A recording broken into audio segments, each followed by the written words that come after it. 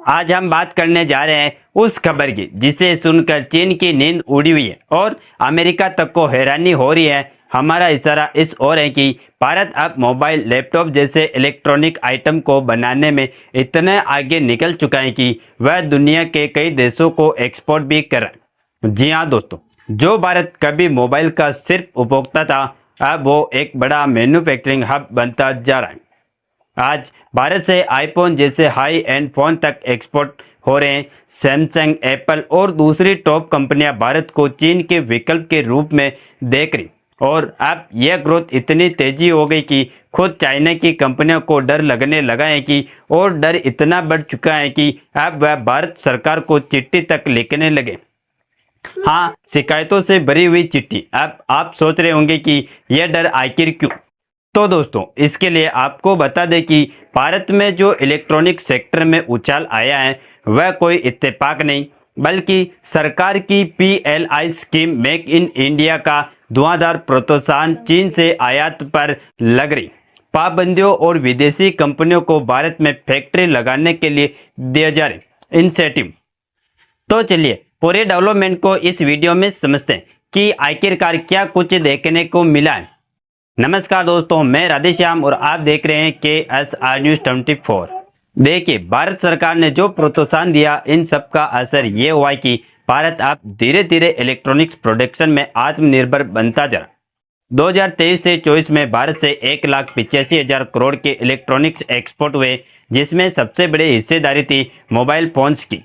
यही वजह है कि चीन की कई कंपनियां, खासकर जो भारत में मैन्युफैक्चरिंग कर रही थी, उनकी बेचैनी अब बाहर आने लगी।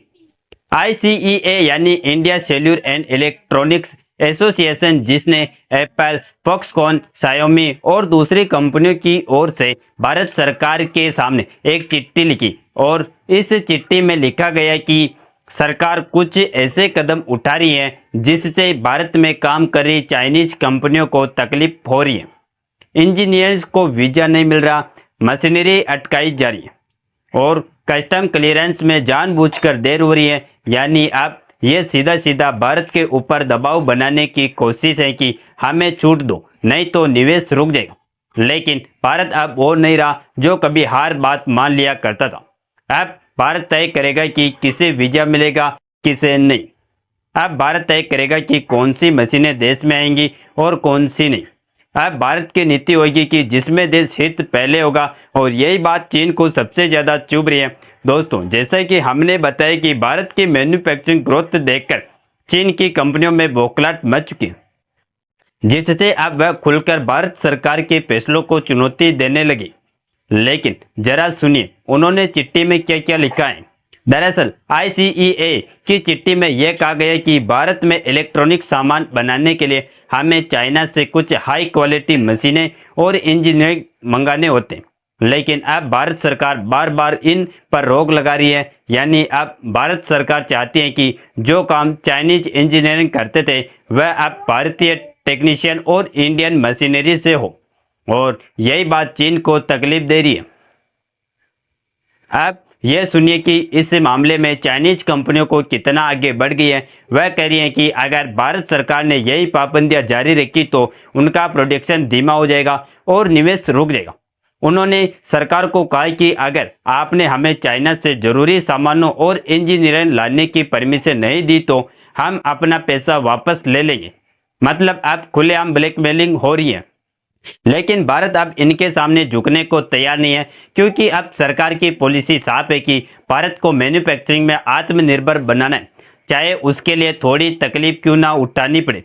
अब भारत की सरकार चाहती है कि देश में मशीनरी यही बने, टेक्नोलॉजी यही डेवलप हो और विदेशों से आने वाली इंजीनियरिंग की जगह हमारे इंडियन वर्क फोर्स को ट्रेन किया जाए। और ये बात अब ICEA को भी समझ में आ रही है, लेकिन मजबूरी में वह चिट्ठी लिखकर सरकार पर दबाव बना रहे।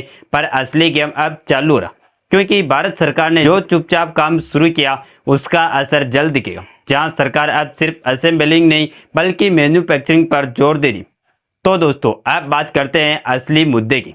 मतलब यह सिर्फ कोई चिट्ठी पत्री का मामला नहीं, यह लड़ाई है भारत की आत्मनिर्भरता और चीन की निर्भरता की।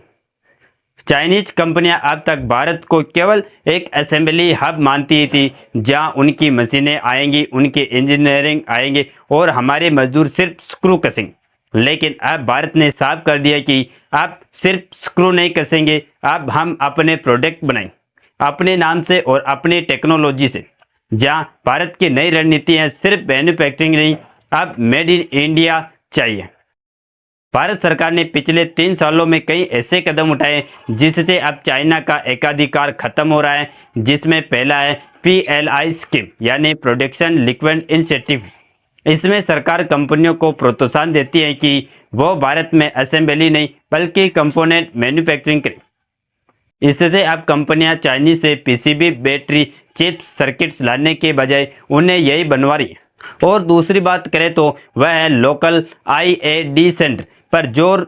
जी हाँ, भारत अब सिर्फ जुगाड़ नहीं कर रहा है, अब एप्पल, सैमसंग जैसी कंपनियों को भी अपने RAD सेंटर भारत में खोलने पड़ रहे हैं।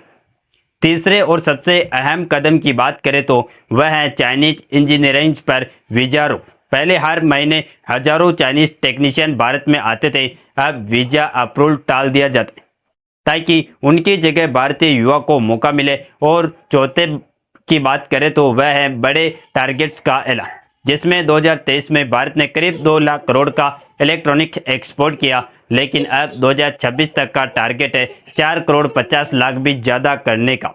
और इसमें 70% से ज़्यादा मोबाइल और लैपटॉप होंगे जो मेड इन इंडिया होंगे। आंकड़ों की जुबानी देखा जाए तो साफ दिखता है कि चीन को कैसे भारत बचा रहा है।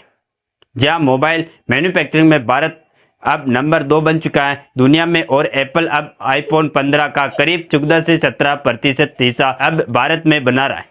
और तो और डाइक्सोन, लावा, माइक्रोमैक्स ऑप्टिक्स जैसी कंपनियों ने अब चाइनीज सप्लायर्स को हटाना शुरू कर दिया है। और इन सब का मतलब है कि अब भारत सिर्फ एक ग्राहक नहीं है, अब भारत खुद का एक इनोवेटर और एक्सपोर्ट लीडर बनने जा रहा है। और चीन की तकलीफ क्या कि भारत अब उस पर निर्भर नहीं रहना चाहता। और नंबर 2, भारत के अपने कंपोनेंट बनाने शुरू हो गए। और नंबर 3, भारत ने साफ बोल दिया कि जो देश राष्ट्रीय सुरक्षा में खतरा बनेगा उसे भारत में व्यापार की आज़ादी नहीं मिलेगी। और दोस्तों, यही वजह है कि अब चीन के कंपोनेंट लीडर घबराए हुए। ICCA जैसी इंडस्ट्री बॉडी चिट्ठियां लिख रही हैं, क्योंकि उन्हें पता है कि अगर भारत टेक्नोलॉजी में आत्मनिर्भर पा ली तो चीन का 60% से ज़्यादा एक्सपोर्ट खुद ब खुद खत्म हो जाएगा। लेकिन कुछ भी हो, भारत सरकार ने साफ किया है कि अगर कोई देश हमारे डाटा को चुराएगा, हमारी टेक्नोलॉजी को रोकने की साजिश करेगा, तो फिर वह चाहे कितना भी बड़ा निवेशक हो, उसे भारत में व्यापार की छूट नहीं मिलेगी। इसीलिए अब चीन की कंपनियों के सामने 2 ही रास्ते कि या तो भारत के नियम मानो और भारत में रहकर लोकलाइजेशन करो, या फिर अपने बोरिया बिस्तर समेटो और निकल जाओ। और भारत को कोई डर नहीं, क्योंकि आज युवाओं की ताकत, टेक्नोलॉजी का आत्मविश्वास और सरकार का स्टैंड, इन तीनों ने मिलकर भारत को चाइना से बहुत आगे लाकर खड़ा कर दिया। बाकी दोस्तों, अगर आपको ये पूरी जानकारी अच्छी लगी तो इस वीडियो को जरूर लाइक करें और कमेंट करें और शेयर करिए, क्योंकि हर भारतवासी तक यह सच्चाई पहुंचनी चाहिए कि कैसे भारत चुपचाप दुनिया के सबसे बड़े टेक सुपर पावर से भिड़ गया और जीत की तरफ बढ़ रहा। जय हिंद, जय भारत।